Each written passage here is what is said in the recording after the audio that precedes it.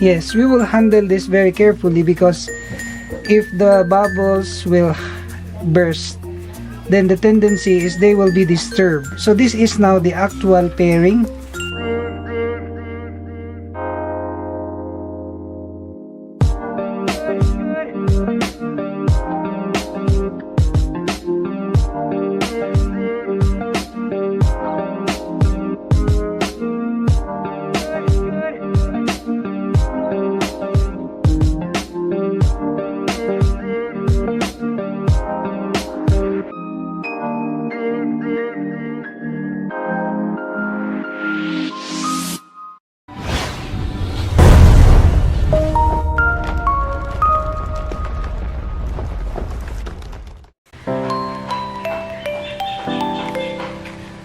Oh, hi guys! Good day to you once again. I hope all is well with you, and today we're going to show to you how to breed fighting fish from start to finish. Many have asked me how to breed betta fish, how to maintain, how to grow betta fish, and it's been consistent that many of those who have viewed our channel really wanted to have a video on betta breeding. Yes, I am going to do that today.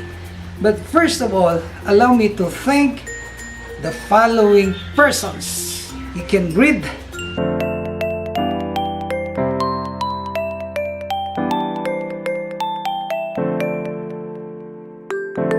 And thank you for your support, regular viewers, and thank you for your consistent comments. And please join with me. We're going to a different place. It's much more farther than the places where we were in last episodes. We will honor this family because this family has been breeding fighting fish for several years now, and they said that this betta breeding have somehow helped them send their children to school. All school expenses are being shouldered by the income out of breeding this betta fish. And one thing more, we will honor the family. We will give them some groceries. I believe that they have a small store, and I asked them before, what's your request from Dexter's World? Well, they said that you're gonna give us something like they can sell a small capital, but I opted not to give them money. I opted not to give them cash, but I'm going to buy some groceries for their small sari-sari store. This is exciting.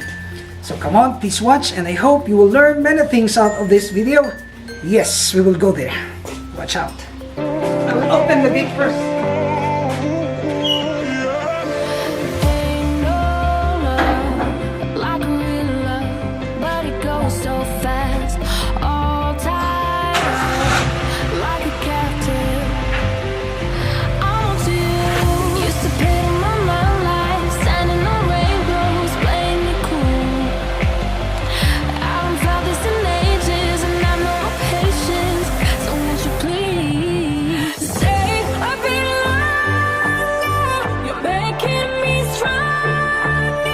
So we will drop by.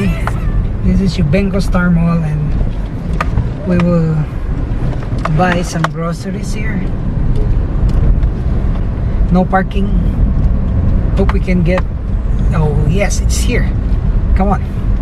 Wow, this is prepared for us. This parking is prepared for us. Okay.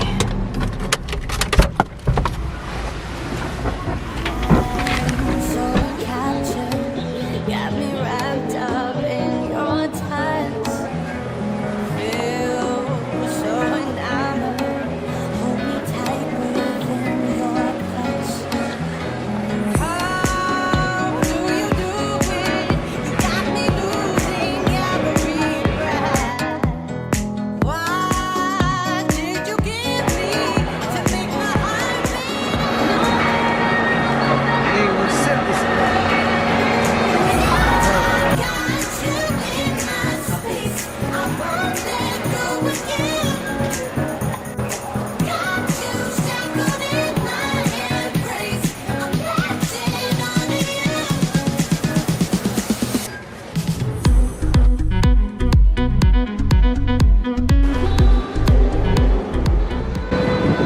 guys. I think family will be happy with these groceries.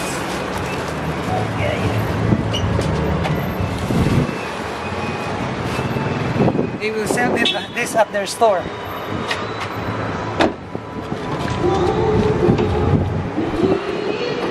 So we have groceries at the back, and we are now going there. Maybe 30 minutes from now we're gonna reach our destination, and I hope they will appreciate our effort. I'm doing this because I know that there are many viewers of us, or there are many followers of Dexter's World that really wanted to see the actual breeding of betta fish. Well, I have my own breeding method, I have my own breeding scheme, but I'd like to show another method of breeding of these ornamental fishes. The cheapest way on how to breed this fish is done by this family.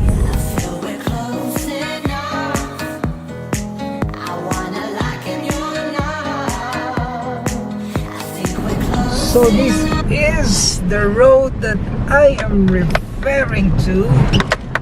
Wow, it's a bumpy, rocky road, not cemented, but we will try our best to get there. I know that this road is slippery considering that it rained just this morning.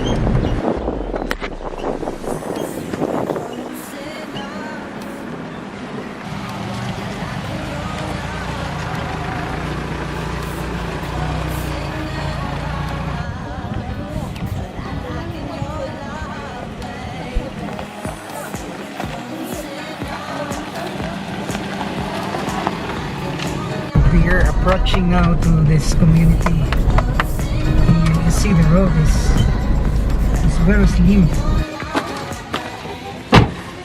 So we're here at this place.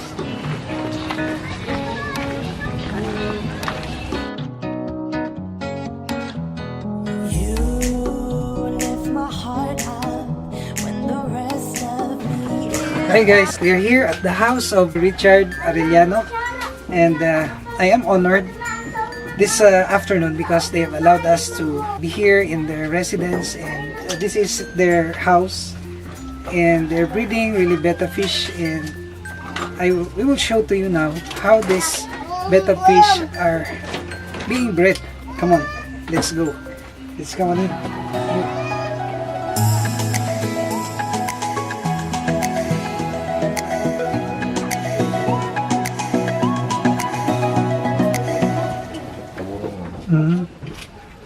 So we're gonna show you today the manner of breeding this betta fish, and we thank our friend for allowing us this trade secret. Actually, this is already a revelation of the trade secret, but yes, it begins from the process of courtship.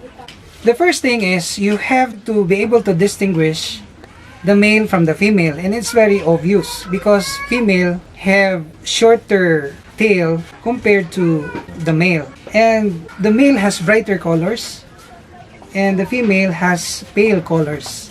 Very easy to distinguish, but what is difficult is to distinguish whether the male is ready to lay or spawn eggs or not. If the female is ready to lay eggs, then you can just see or check the bottom of the belly and you will see eggs. You will see a small dot like a bubble. It's an egg already, meaning that female fighting fish is now ready to spawn, given that she will be paired to the male who is also ready to build his nest. We will handle this very carefully because if the bubbles will burst, then the tendency is they will be disturbed. So this is now the actual pairing. The female is being courted by the male, and the male now starts to put bubbles so that it will induce the female to spawn her eggs in the nest, and then the male now will fertilize the eggs. So you will handle this very carefully, because if you will disturb this, the tendency is that the male will eat all the eggs because of that disturbance in the... I'm so sorry for this disturbance.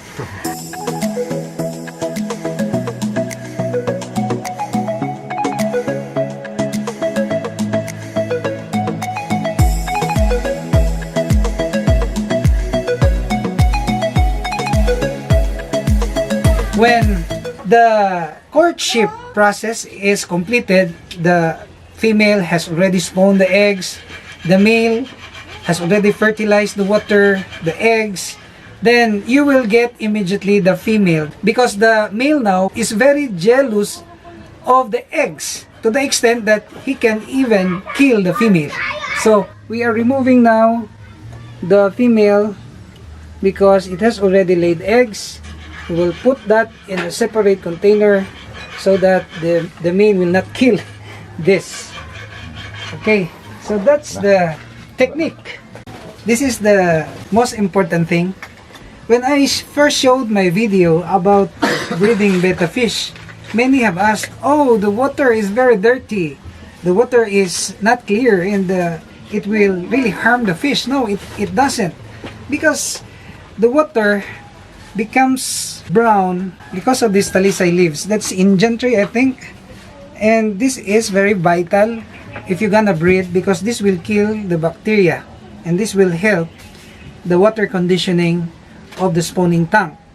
And if you can see that spawning tank, they are just very tiny. You cannot put this in a bigger container. The reason for this is the moment the eggs are hatched, the male fighting fish will monitor the newly hatched fingerlings. And his way of monitoring is to maintain bubbles so that the newly hatched will be guided and it will not go downward, because the moment this fingerlings will depart from the bubbles, it will die. So if you will put that in a very big container, the male fighting fish will not be able to monitor the fingerlings. That is why your breeding will not really succeed. It will really fail. The requirement of the water should be at least 2 to 3 inches deep. So once the spawning process is completed, you will put cover, because this cover will somehow make privacy so that the bubbles will not be directly hit by the air and this will not burst. That is why we have to put some cover on top of the spawning tank. So come on, let's go outside and we will look at the grow out, the small fingerlings that has already been put in a bigger pond.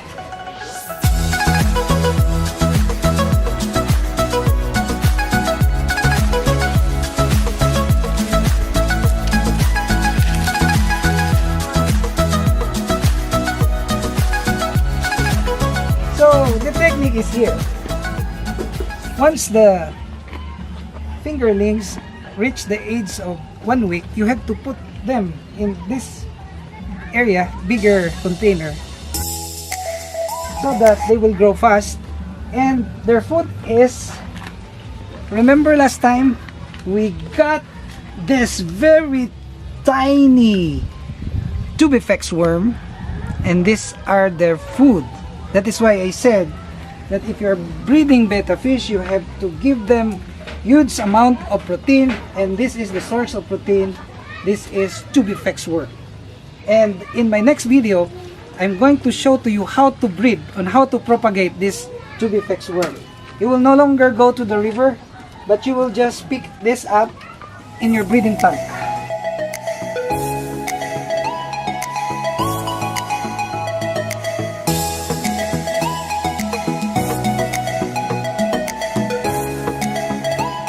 Business is actually on the male fighting fish, because the male fighting fish is very saleable, because this will fight and flare, and it has variety of colors, it has bright color, And this is already 2 months old. The reason why we segregate this, to prevent these fishes from killing each other, because when they grow old at the age of 2 months, they will start fighting. Many have asked, why not putting this in a 24 gallons for each fighting fish? Number one is you will need big space for thousands of fighting fish, and number two, you will have a hard time in cleaning. And number three, in this very small container, they will easily get matured because they will flare, and then they're put in individual containers, and their attention is on their growth. They will eat, and that's the thing that they would do, and no other activity. But if you will put this in a big container, then the tendency is they will matured within a longer period of time than being put in this small container. The reason for this small paper is a barrier. We put this as barriers because if you will not put cover in the middle, the tendency is they will always flare, and it will make these fishes so stressed. So we're selecting good ones, and I will buy this one. I will buy 40 pieces for our pet store. This is nice.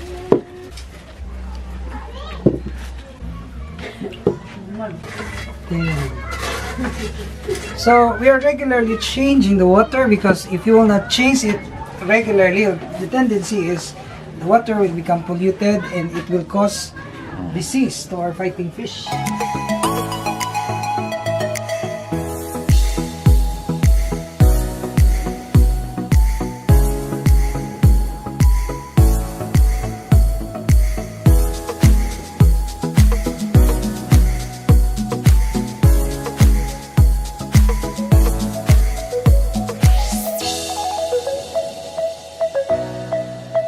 We will surprise the family of Panoy with these groceries here, and I hope they will be happy with this small presents.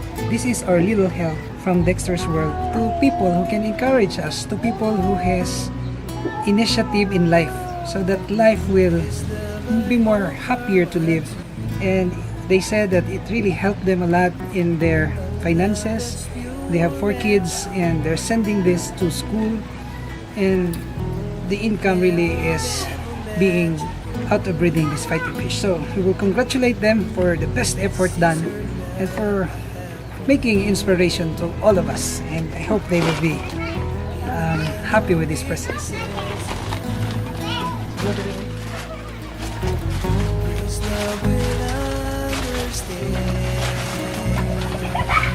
Ayun, hindi na ako ang gift. Alas na hindi ibang ibenta. This perfect love you found. So they have little store at the back, and we are giving this presents for their store, grocery store. And I thank Panoy for accommodating us here in his house, and we are presenting this because these people really have made an inspiration to all of us, that life can be easy if you only work hard, if you have the initiative and you have the patience. So congratulations. Salamat sa Dexter, tabang siya sa mua, balik sa mga isda, nanay kwarta na pa yung grocery. Nagpasalamat po kay Dexter nga nasudlan ang akong store kay wala na unod, kung nagpalit siya og isda di sa mua. Pati nagpasalamat ko sa dala niya nga mga grocery diri sa balay.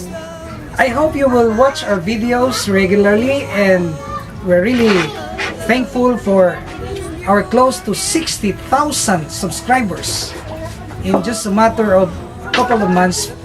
And we are asking you to please subscribe so that we can reach 100,000 by the end of June or April this 2018, only here at Dexter's World.